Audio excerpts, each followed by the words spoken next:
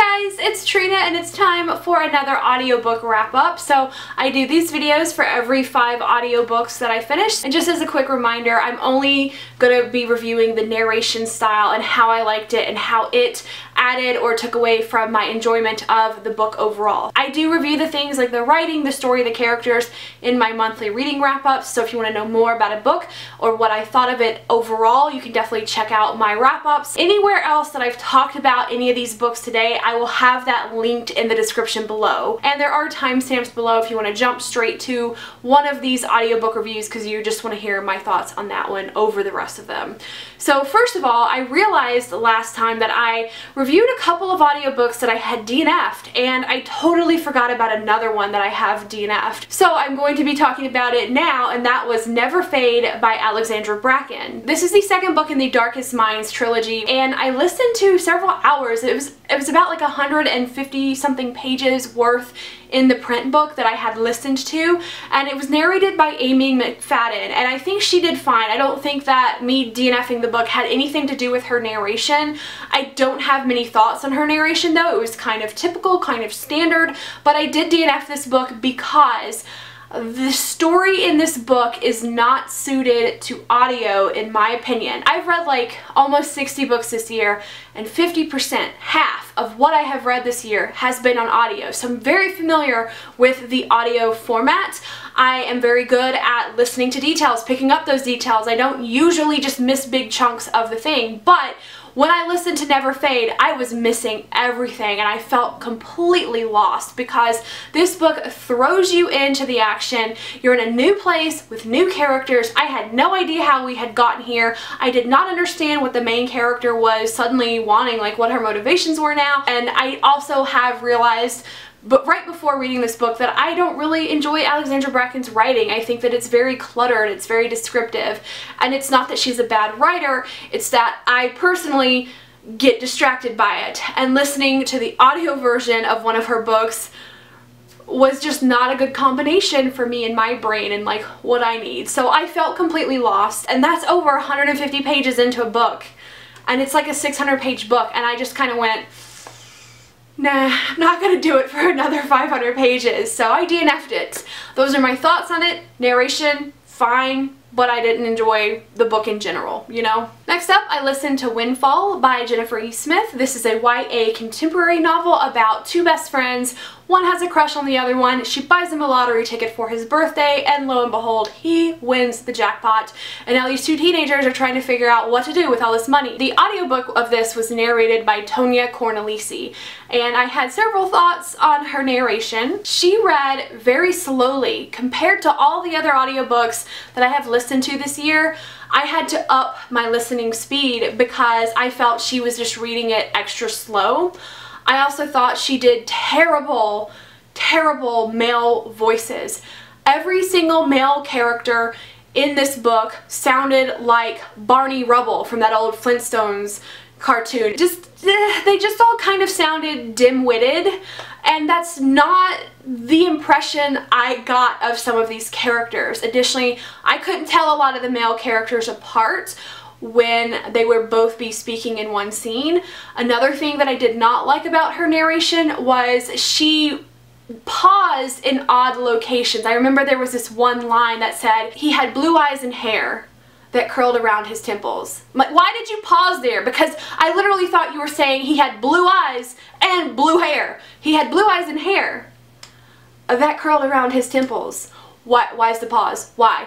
What is happening? And that was definitely not the only time that happened. There were several just strange random pauses in the narration that made me think, what, was that the end of a sentence? There was a lot that I disliked about her narration of this audiobook. However, she nailed the main character Alice. I loved her narration of Alice. So her narration was not all terrible, and honestly, I did enjoy listening to this story versus reading it myself because I've read several of Jennifer E. Smith's books and I've read all of those in print format, so I did enjoy the audio experience.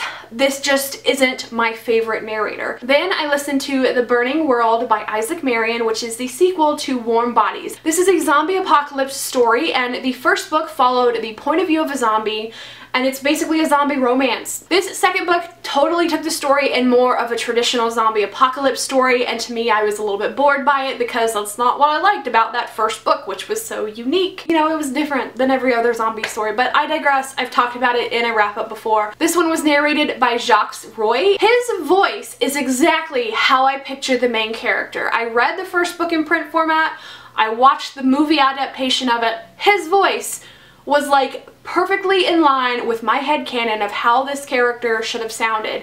He embodied this character very, very well. Personally, I don't really think that the way the book is formatted really suits audio. There are two points of views. We have a point of view from one main character who's in first person, and his point of view will give us flashbacks from his life as well as memories from another character whose mind he is able to access. So you've got his point of view and then two different types of flashbacks. Then you have a second point of view that is thrown in, which I guess is like the collective zombie point of view, because everything is like, we watch, we wait, the world is burning, and we're waiting to rise, and stuff like that. So it's like this weird collective type of point of view.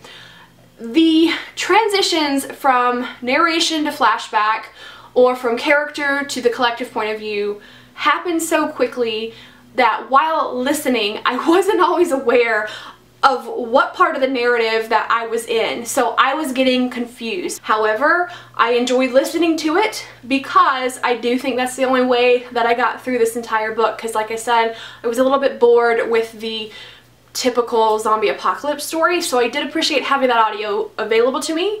If you're thinking about reading this book but you aren't sure if you're really interested in a sequel to Warm Bodies, audio might be the way to go for you, but you know, I do think on audio this story might be a little bit more confusing than if you just read it in print, if you have that option. Next, I listened to Harry Potter and the Sorcerer's Stone by J.K. Rowling. I got the US edition, which is narrated by Jim Dale. That was the only edition that my library had available. I know that the UK version is also very, very beloved, so I'm not trying to say one is better than the other, but this is the one that I listened to, and this is my first time listening to any of the Harry Potter books on audio, and I loved it. It was so amazing. I just loved getting to experience this very familiar world and story in a brand new format, new to me format. I thought his voicing was fine with everything. I had no issues with it at all. I just thoroughly enjoyed it.